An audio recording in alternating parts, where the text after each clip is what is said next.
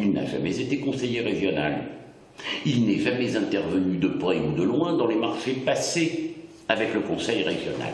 Mais il y aurait les frères. C'est-à-dire que ce n'est plus si ce n'est toi, c'est donc ton frère, c'est si c'est tes frères, c'est donc toi. C'est parfaitement abusif.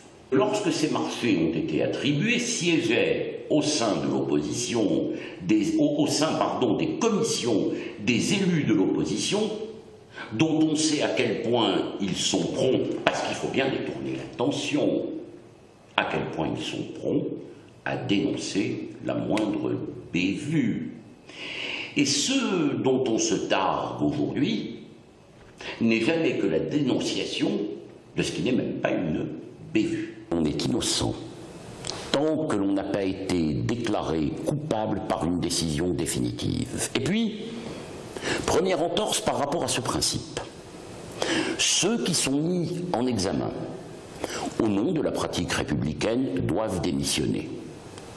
Tant et si bien, l'histoire en connaît des exemples, que des hommes, des femmes qui occupaient des fonctions ministérielles ont démissionné alors qu'ils ont, au bout du compte, bénéficié d'un non-lieu.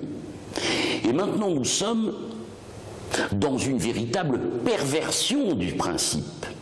C'est-à-dire que même si l'on n'est pas mis en examen, dès lors qu'un soupçon éventuel pèse sur vous, il faut démissionner. Mais vous imaginez le levier. Vous imaginez le levier au sein de la bataille politique.